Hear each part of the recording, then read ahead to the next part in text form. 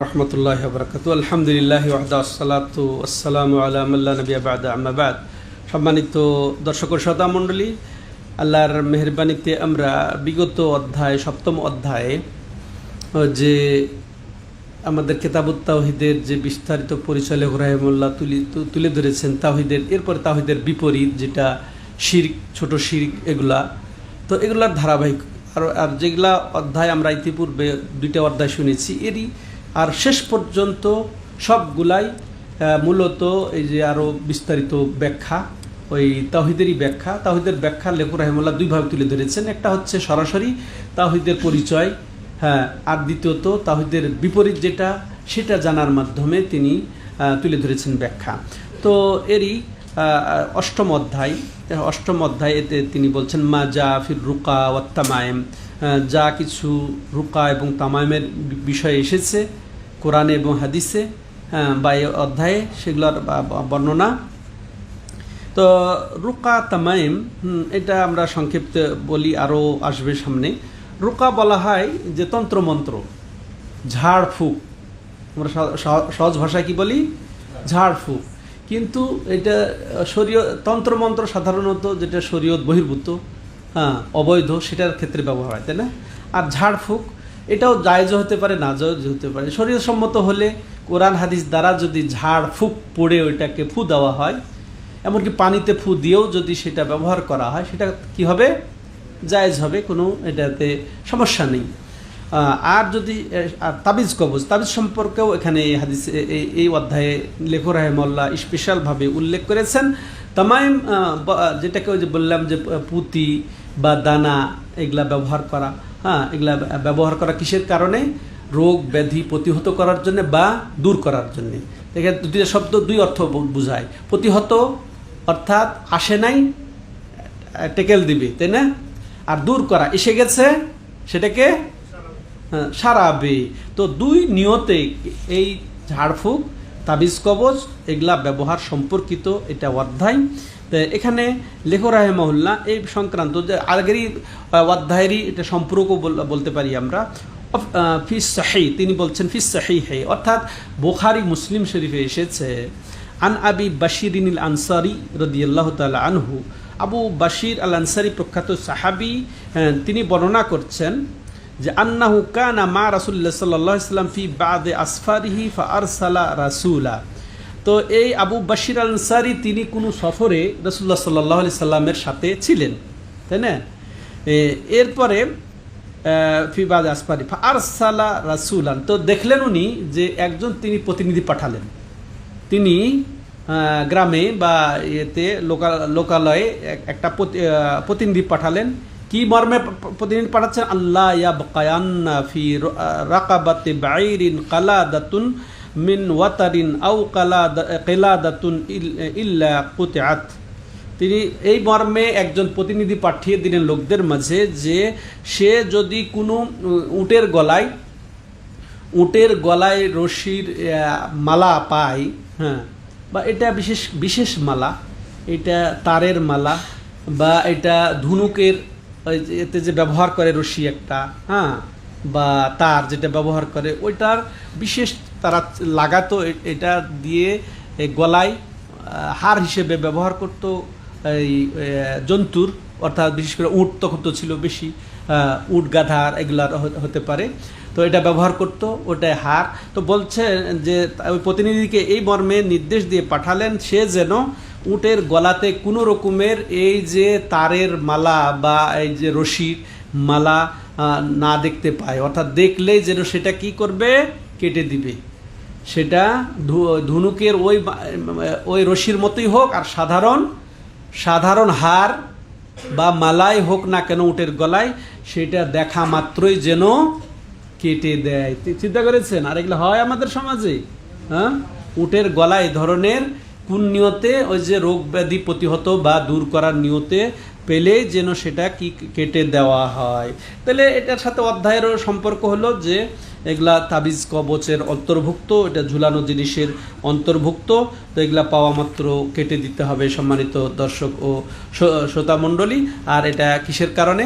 এটা শিরকের অন্তর্ভুক্ত কারণ, যে এটা আল্লাহকে বাদ দিয়ে এগুলোর উপরে মানুষের ভরসা, এগুলার সম্পর্ক গড়া, আর দ্বিতীয়টা ঝুলানোটাও এসব নিয়তে শিরিক। এই কারণেই এই এই হাদিসটা লেখক রাহিমাহুল্লাহ এনেছেন। এর দ্বারা আমরা কি বুঝালাম যে এই ধরনের পশুর গলাতেও ঝুলানো, হার হিসেবে মালা সুতা এগুলা ঝুলানো, এটা শিরকের অন্তর্ভুক্ত, কারণ এগুলা তাবিজ, এগুলা হারাম।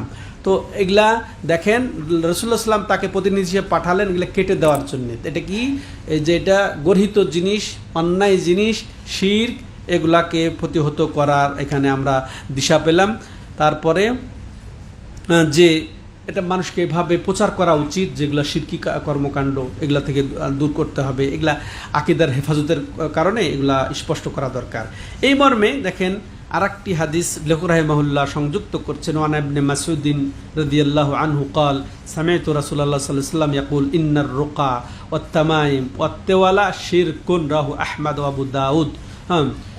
প্রখ্যাত সাহাবী আব্দুল্লাহ ইবনে মাসউদ রাদিয়াল্লাহু তাআলা আনহু বর্ণনা করছেন যে রাসূলুল্লাহ সাল্লাল্লাহু আলাইহি সাল্লাম বলেছেন কি, ইন্নার রুকা ওয়াত তামাইম ওয়াত তাওয়ালা শিরক, যে নিশ্চয়ই রুকাটা ওই যে বললাম যে তন্ত্রমন্ত্র হতে পারে, আর যেটা আসলে এখানে তন্ত্রমন্ত্রের উদ্দেশ্য যেটা কোরআন হাদিসের দলিলবিহীন, যেটা ঝাড়ফুঁক, সেটাই মূলত উদ্দেশ্য, যেহেতু এটা শিরকের অধ্যায়ে আনা হয়েছে।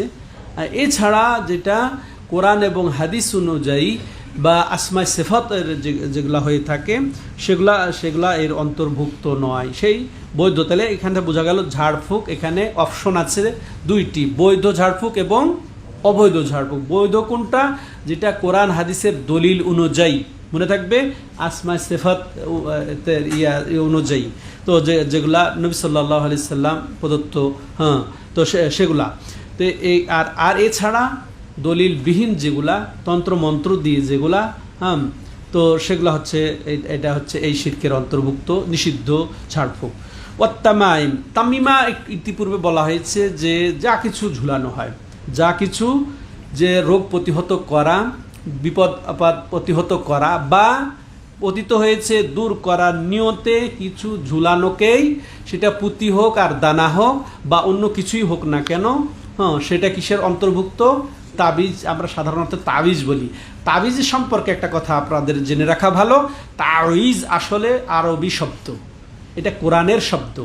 তাবিজ তাওয়াদ মানে আশ্রয় গ্রহণ করা।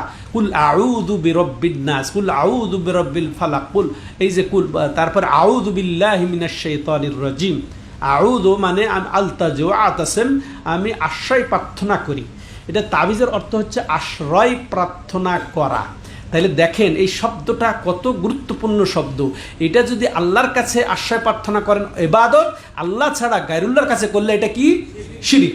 তাইলে এই তাবিজ কবজ যে ব্যবহার করে মানুষ, এটা কি আল্লাহর কাছে আশ্রয় প্রার্থনার জন্য ব্যবহার করে, নাকি ওই বস্তুটার উপরে বা যে দেয় তার উপরে, নাকি ওই জিনের উপরে আশ্রয় প্রার্থনা করে? বুঝে আসছে? সহজে বোঝার কথা। তাইলে এই তাবিজ হচ্ছে ওই যে জিনিসটার আশ্রয় নেওয়া হবে ওই রোগ ব্যাধি দূর করা বা প্রতিহত করার নিয়তে, ঠিক আছে? সেটা সুতা হোক, সেটা হচ্ছে পুঁতি হোক, সেটা দানা হোক, যাই কিছু হোক, এইটা তাহলে এগুলা হচ্ছে, এটা হচ্ছে তামাইমের অন্তর্ভুক্ত। ওয়াত্তেওয়ালা, এই তিনটা শব্দ এই হাদিসে এসেছে। ওয়াত্তেওয়ালা, তেওয়ালা হচ্ছে কি, যে পুরুষ কিছু কর্ম করবে যে যাতে তার স্ত্রী তাকে কি ভালোবাসে, তো ঠিক এর বিপরীত মহিলা এমন কিছু কর্ম করবে যে তার স্বামী যেন তাকে ভালোবাসে। এই কর্মটাকে কি বলে? তেওয়ালা, যে শব্দ এখানে এসেছে। তো এইরকম কর্ম করা কি রাসূল কি বলছেন? শিরক। সুবহানাল্লাহ, এইরকম কর্ম করাটা শিরক। তাইলে এই যে এখানেও ওই শব্দ, ওই কথাটাই আমাদেরকে বুঝতে হবে। রাসূল সাল্লাম শিরক বলেছেন, তাহলে সাধারণত শিরক এটা। আর এই সাধারণ শিরক বললে এটা কি হয়? ছোট শিরক হতে পারে। সাধারণ ঝাড়ফুঁক, সাধারণ যদি তাবিজ কবজ, সাধারণ যদি ওই কর্মটা করে যে স্বামী স্ত্রীর যে ভালোবাসা সৃষ্টিকারী কর্ম, ওটা যদি সাধারণভাবে করে, এটাকে ওসিলা মনে করে, তাহলে সেটা কি হবে? ছোট শিরক। কিন্তু এটাই যদি সে মনে করে যে এইটাই আমার এই কর্মটা করে দেবে, এইটাই আমাকে আরোগ্য দান করে দিবে, এইটাই আমার বালা মুসিবত দূর করে দিবে, বুঝে আসছে? তাহলে কি হবে তখন? সাবধান। তো শিরক, তো এটা গেল।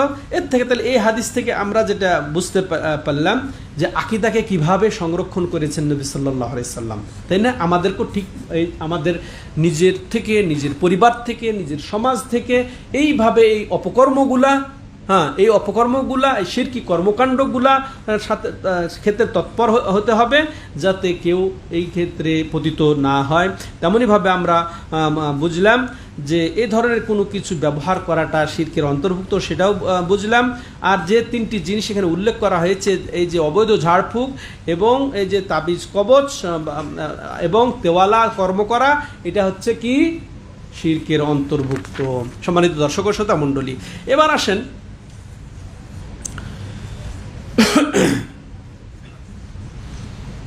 এখানে আরেকটা জিনিস স্পষ্ট করা ভালো যে ঝাড়ফুঁকের কথা বলা হয়ে গেল যে ঝাড়ফুঁক দুই প্রকার, একটা যেটা বৈধ এবং একটা অবৈধ। তো এখানে মূলত অবৈধটা এখানে উদ্দেশ্য, এই অধ্যায়ে অবৈধটা উদ্দেশ্য, হাদিসে এটাই উদ্দেশ্য। তেমনইভাবে তাবিজ কবচও হচ্ছে দুই ধরনের। একটা হচ্ছে কি যেটা যেটা এই কোরআন এবং হাদিস, কোরআন বহির্ভূত যে তাবিজ কবচ, এটা ঐক্যমতে এটাকে মামনু বা এটা নাজাইজ, ঠিক আছে, যেটা শিরকের মধ্যে জড়িত আছে, এতে কোনো সন্দেহ নাই। কিন্তু যেটা কোরআন লিখে যেটা তাবিজ কবজ দেওয়া হয়, এই ক্ষেত্রে ওলামায়ে কেরাম কিছু মতভেদ করেছেন। কি যে কোরআন থেকে হলে কেউ বলেছেন জায়েজ, কেউ বলেছে, অধিকাংশ নয়, কেউ বলেছেন জায়েজ, কিন্তু অধিকাংশের কাছে এটা না জায়েজ। কিন্তু এটা হচ্ছে সঠিক মত। কোরআন হাদিস দিয়েও যদি কেউ তাবিজ লেখে বা কুল হলত তিন কুল লেখে, ফাতেহা লেখে, এটাও না জায়েজ। যদিও কেউ জায়েজ বলেছে, ওটাতে আমরা যাব না। না জায়েজ কি কারণে সেটাও শুনেন। 3 কারণে না জায়েজ, যেটা শেখ সালেহ ফাউজান হাফিজাহুল্লাহ উল্লেখ করেছেন তার এই ব্যাখ্যাতে, যেটা বিস্তারিত ব্যাখ্যা, ওটাতে এখানে 2টা উল্লেখ করেছেন তিনি। সেটা কি যে যতগুলা এই তাবিজ কবজ সম্পর্কিত যে একটা হাদিস পেলেন না, এটাতে একটা আমভাবে সব তাবিজ কবজ সম্পর্কেই সতর্ক করেছেন। ঝাড়ফুঁকের মতো কোন রকমের এখানে আলাদা নেই যে বৈধ ঝাড়ফুঁক হলে, দলিলযুক্ত ঝাড়ফুঁক হলে সেটা জায়েজ হবে, এরকম কোনো অপশন তাবিজ কবজের ক্ষেত্রে নেই যে এরকম কোরআন থেকে হলে এটা জায়েজ হবে, এর মর্মে কোনো হাদিস নেই। এটা ওলামাদের কারো উক্তি মাত্র, কিন্তু দলিল নেই। কিন্তু ঝাড়ফুঁক এটা নবী সাল্লাল্লাহু আলাইহি ওয়াসাল্লাম করেছেন, করানো হয়েছে, এটা দলিল আছে, তাই না? ফাতিহা এটা রুকা, এটা ঝাড়ফুঁকের সূরা, শুনেছেন, কুল আউযু বিরাব্বিল ফালাক, কুল ইস্তিআযা, এগুলো দিয়ে আপনি ঝাড়ফুঁক করেন, সমস্যা নেই। কিন্তু এরকম কোনো পার্থক্য তাবিজ কবজের ক্ষেত্রে কোনো দলিল নেই। বুঝে আসলো? তাহলে প্রথম। দ্বিতীয় কারণ হচ্ছে, আপনি যদি তাবিজ কবজ এই যে কোরআন হাদিস দিয়ে শুরু করেন, তাইলে ওই যে অবৈধ তাবিজ কবজ আর ঠেকানো যাবে, এই দরজা বন্ধ করে দেওয়ার জন্য ওটাও নিষেধ। আর তৃতীয় কারণ হচ্ছে কি যে তাবিজ কবজ যদি কোরআন দিয়ে ব্যবহার করা হয়, সূরা ফাতিহা দিয়ে 3 কুল দিয়ে, তো এটা কোরআন, আর কোরআন নিয়ে আপনি টয়লেটে যাবেন, তাবিজ কবজ মাঝাতে বেঁধে গলায় ঝুলিয়ে, তো এরা টয়লেটে যাবে না। আর রাসূলুল্লাহ সাল্লাল্লাহু আলাইহি ওয়াসাল্লাম তার আঙ্গুলে মুহাম্মাদুন রাসূলুল্লাহ ছিল, এটা থাকার, আল্লাহ শব্দটা রব্বুল জালালা থাকার কারণে ওটা খুলে যেতেন তিনি। আর আপনি তাবিজ কবজ নিয়ে আপনি খুলে যাবেন নাকি বাথরুমে যাবেন আপনি? ঠিক আছে। এছাড়াও কত বাচ্চাদের হলে পেশাব লাগবে, এটা অবমাননা। আর এই জন্য আল্লাহ রাব্বুল আলামিন কোরআন নাজিল করেন নাই, ঠিক আছে, এই কারণে নিষিদ্ধ। এবার আসেন সম্মানিত দর্শক, আর 2-1টি রেফারেন্স এই মর্মে দিয়ে শেষ করি। আন আব্দুল্লাহ ইবনে উকাইমিন মারফুআন, এটাও আব্দুল্লাহ ইবনে উকাইম ইনি মারফু হিসেবে বর্ণনা করছেন, মান তাআল্লাকা শাইয়ান উকিলা ইলাইহি আল্লাহু আকবার। একটার পর আরেকটা আরো কঠিন শব্দ এখানে হাদিসে এসেছে। যে ব্যক্তি কোনো কিছু ঝুলালো, কোনো কিছু, এখন আপনি মাদুলি ঝুলান, আর আপনি কড়ি ঝুলান, আর আপনি সুতা ঝুলান, আর আপনি যাই বলবেন না কেন, এমন একটা শব্দ যে এমন কিছু ঝুলালো, উকিলা ইলাইহি, যে যেটা ঝুলাবে সেটা তার দিকে তাকে সোপর্দ করে দেওয়া হবে। তুই তার দিকেই থাক, তাকে নিয়েই থাক, আল্লাহ তোর দায় দায়িত্ব নেবে না। এখানেও ওটাও 2টা অর্থ। অর্থাৎ যে ব্যক্তি আল্লাহ থেকে দৃষ্টি সরিয়ে নিয়ে আল্লাহর সাহায্য বাদ দিয়ে আল্লাহর উপরে ভরসা বাদ দিয়ে কোনো কিছুর উপরে ভরসা করলো, কোনো দিকে দৃষ্টি দিল বা ওই জিনিসটা তাকে ঝুলালো, কর্ম হিসেবে ব্যবহার করলো, আল্লাহ রাব্বুল আলামিন কি করবেন? তার দিকে তাকে ছেড়ে দিবেন, সুপর্দ করে দিবেন, তুই তাকে নিয়ে থাক। বুঝে আসছে? বিস্তারিত ব্যাখ্যার দরকার নেই। তাহলে বোঝা গেল কি এর থেকে যে যা কিছু আল্লাহকে বাদ দিয়ে যে অন্যের কাছে অন্যর দিকে যাবে, অন্যর দিকে সম্পর্ক গড়বে এই বালা মুসিবতের জন্যে, হ্যাঁ, তাহলে আল্লাহ রাব্বুল আলামিন তার দায় দায়িত্ব নেবেন না, মুক্ত হয়ে যাবেন। তেমনই ভাবে যে আল্লাহ রাব্বুল আলামিনের ওপরেই আমাদের সব কিছুতে ভরসা রাখতে হবে, হ্যাঁ, সম্পর্ক রাখতে হবে। তেমনই এর দ্বারা আমরা বুঝতে পারলাম যে শিরক করলে তার কঠিন অবস্থা, ভয়াবহ না, এটা তার প্রতি হুমকি না, হুঁশিয়ারি না যে আল্লাহ তার দায়িত্ব নেবে না। এর চেয়ে আর বড় বিপদ কিছু আছে যে আল্লাহ দায়িত্ব ছেড়ে দিচ্ছেন তার উপর থেকে? তেমনই ভাবে যে যেরকম করবে তার প্রতিদান পাবে, যেমন কর্ম তেমন ফল। তুই আল্লাহকে বাদ দিয়ে ওর দিকে গেছিস, তুই ওইটা নিয়েই থাক, ওটাই ফল, যেমন কর্ম তেমন ফল। তেমনই ভাবে তো এই যে এর ফল ভালো হতে এটা কখনো ভালো হবে না, এটা আমরা বুঝতে পারি। আর একটা এই ক্ষেত্রে লেখক রাহিমাহুল্লাহ ইমাম আহমদ বিন হাম্বালের বর্ণনা পেশ করেছেন। আর রুয়াইফে রাদিয়াল্লাহু তাআলা আনহু থেকে কালা, তিনি বলছেন, কালা রাসূলুল্লাহ সাল্লাল্লাহু আলাইহি ওয়াসাল্লাম, ইয়া রুয়াইফে লাল্লাল হায়াতা সাতাতুল বিক ফা আখবিরিন নাস আন্না মান আকাদা লিহয়াতাহু আও তাকাল্লাদা ওয়াতারান আও ইস্তানজা বিরাজি দাব্বাতিন আও আযমিন ফাইন্না মুহাম্মাদান বারিউম মিন, নাসালুল্লাহ সালাম আল আফিয়া। এত কঠিনভাবে রাসূলুল্লাহ সাল্লাল্লাহু আলাইহি সাল্লাম বলেছেন তাবিজ কবজের দরজা টোটালি বন্ধ হয়ে যাওয়ার কথা ছিল, কিন্তু তাবিজ কবজ একেবারে আকাশচুম্বী এখন বর্তমানে, তাই না? কয়জন বেঁচে আছে তাবিজ কবজ থেকে? অথচ তাকে শোনেন যে রাইফ রাদিয়াল্লাহু তাআলা আনহু বলছেন যে রাসূলুল্লাহ সাল্লাল্লাহু আলাইহি সাল্লাম তাকে রাইফে সাহাবীকে একদিন বলছেন, ইয়া রাইফে লাল্লাল হায়াতা সাতাতুল। এখানে রাসূলুল্লাহ সাল্লাম একটা ভবিষ্যৎবাণী করছেন যে ইয়া রাইফে সাহাবী তাকে বলছেন যে তোমার হয়তো দীর্ঘায়ু, তুমি তো হয়তো দীর্ঘ আয়ু পাবে, তুমি বয়স অনেক পাবে।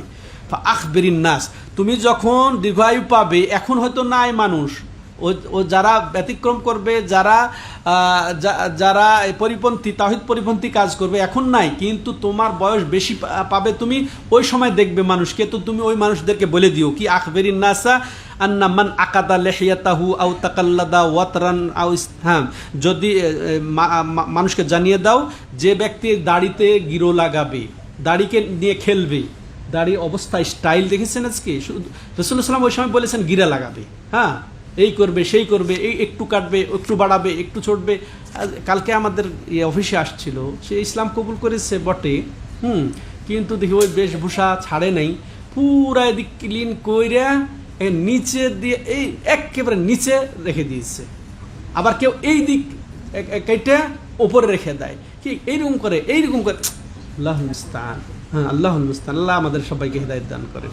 হ্যাঁ, অর্থাৎ এখানে এক কথায় বুঝতে হবে, দাড়ি নিয়ে ছিনিমিনি খেলবে, দাড়ি নিয়ে যে ছিনিমিনি খেলবে, হ্যাঁ, গিরা দেখ যেভাবে করুক না কেন, যে করবে, আও তাকাল্লাদা ওয়াতরান, বা সে কি করবে, ওই যে আগে যেটা গেল যে সে ওই যে মালা পরাবে জীব জানোয়ারকে, সে রশি বা তার বা সুতার যে মালা পরাবে, আও দ্বিতীয় ইয়া গেল নিষিদ্ধ জিনিস, বিরোধী জিনিস, শরীয়ত বিরোধী, দাড়ি নিয়ে ছিনিমিনি খেলা, তারপরে গলায় এইভাবে ঝুলানো, তারপরে আও ইস্তানজি রাজি দাব্বাতিন, পশুর মল দিয়ে যে কুলুপ ব্যবহার করবে, আও আজমিন বা হাড্ডি দিয়ে কুলুপ ব্যবহার করবে, সে কি ফাইন্না মুহাম্মাদান বারিউম মিন, জানিয়ে দাও যে তার থেকে মুহাম্মদ সাল্লাল্লাহু আলাইহি সাল্লাম মুক্ত।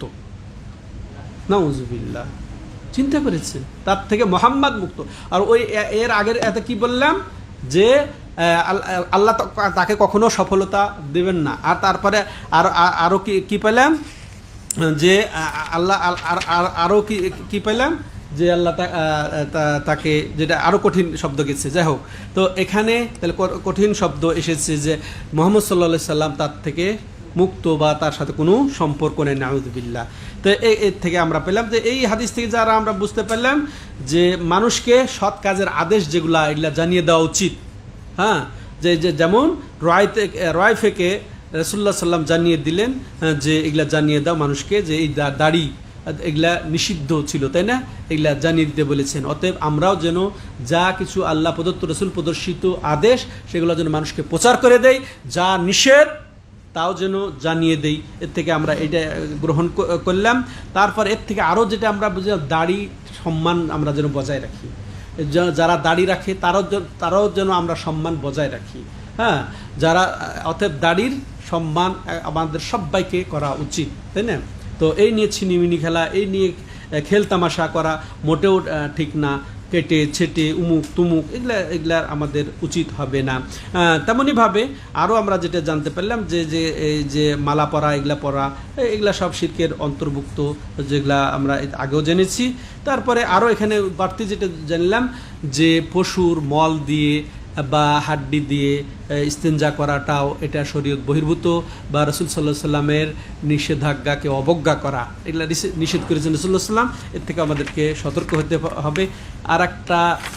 আর একটা থেকে গেছে প্রখ্যাত তাবির উক্তি, সেখানে আন সাঈদ ইবনে জুবাইর قال সাঈদ ইবনে জুবাইর রাদিয়াল্লাহু তাআলা আনহু বলেছেন, মান কাতা তামিমাতান মিন ইনসানিন কানা কাঈদল রাকাবা ওয়া রাওয়াহু ওয়াকি ওয়ালাহু আন ইব্রাহিম কানু ইয়াকরাহুনা তামাইমা কুল্লাহা মিনাল কোরআনে ওয়া গায়রিল কোরআন। এটা না বললে স্পষ্ট হবেই না বা সম্পূর্ণ হবেই না। সম্মানিত দর্শক ও শ্রোতামণ্ডলী, প্রখ্যাত তাবি সাঈদ ইবনে জুবাইর রাহিমাহুল্লাহ তিনি বলছেন, মান কাতা তামিমাতান, যে তাবিজ কাটলো কোনো মানুষের গলা থেকে, শুনবেন না তারপর কি প্রতিদান কি রাসূলুল্লাহ বলেছেন, এটা তারা যেহেতু ইয়েতে বর্ণনা করছেন, কানা কাঈদল রাকাবা, সে যেন একটা দাস মুক্ত করলো। চিন্তা করেছেন না? তার কারণ হচ্ছে যে তাবিজ কবজ গলাতে ঝুলিয়ে নিবে সে মূলত শয়তানের দাসত্বকে পরিয়ে নিবে, নিজের শৃঙ্খলিত হয়ে যাবে। বুঝে আসছে?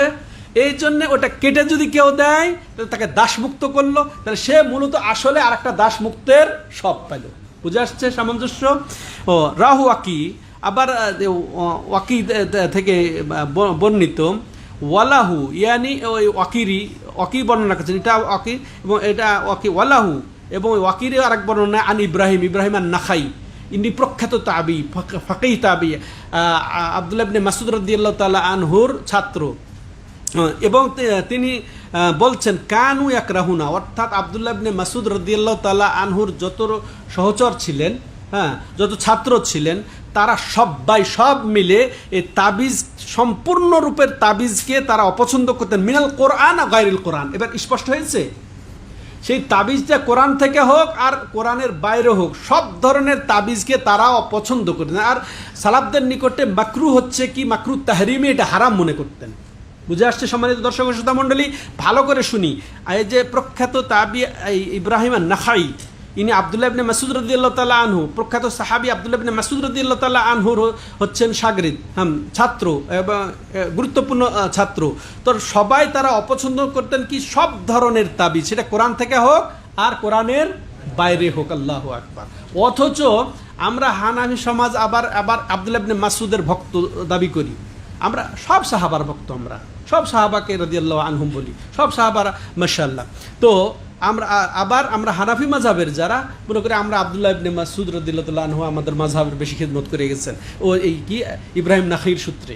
অথচ দেখেন ইব্রাহিম নাখাই, হ্যাঁ, উনি বর্ণনা করছেন যে তারা সবাই, ইব্রাহিম নাখাই সহ যত আব্দুল্লাহ ইবনে মাসউদের সহচর, সবাই কোরআন এবং কোরআন ছাড়া অন্য সব কিছুর তাবিজকে তারা কি করতেন, হারাম মনে করতেন, তারা হারাম মনে করতেন। স্পষ্ট হয়েছে সম্মানিত দর্শক ও শ্রোতা? তাহলে এই অংশ থেকে আমরা যেটা বুঝলাম যে তাবিজ কবজ কাটা দেওয়ারও ফজিলত আছে। সেটা ফজিলতটা কি, একটা দাস মুক্ত করা। সুবহানাল্লাহ। তাহলে এটা কি, যে একটা যে মুনকার অবৈধ কাজ, এটাকে অপ্রিয় কাজকে প্রতিহত করার শিক্ষা আমরা এখান থেকে পাচ্ছি। তেমনইভাবে তাবিজ কবজ ঝুলানো বা তার দিকে সম্পর্ক রাখা আল্লাহকে বাদ দিয়ে, এটাও শিরকের অন্তর্ভুক্ত, সেটাও আমরা বুঝতে পারলাম। আর আরও বুঝতে পারলাম যে কোরআন এবং কোরআন থেকে হোক, কোরআনের বাইরে হোক, সব ধরনের তাবিজ কবজই অবৈধ, এটাও আমরা বুঝতে পারলাম। আর এটাও বুঝতে পারলাম যে সালাফে সালেহিন, সাহাবাই কেরাম, তাবেইনে কেরাম কীভাবে তারা আকিদাকে সংরক্ষণ করার জন্য তৎপর ছিলেন, হ্যাঁ, কীভাবে তারা খেদমত করে গেছেন। তো আল্লাহ রাব্বুল আলামিন সেই খেদমত আমাদেরকেও করারও তৌফিক দান করেন। এই তাওহীদকে আল্লাহ রাব্বুল আলামিন যেন প্রতিষ্ঠা করার এবং এটাকে সুসংরক্ষিত করার, এবং এর বিপরীত যেটা শিরক, তারপরে ছোট শিরক, এগুলাকে উৎখাত করার তৌফিক দান করেন। হাদা হুয়া ওয়া সাল্লাল্লাহু আলা নবিয়িনা মুহাম্মদ ওয়া আলা আলিহি ওয়া সাহবিহি আজমাইন। সুবহানাকাল্লাহুম্মা ওয়া বিহামদিকা আশহাদু আল্লা ইলাহা ইল্লা আনতা আস্তাগফিরুকা।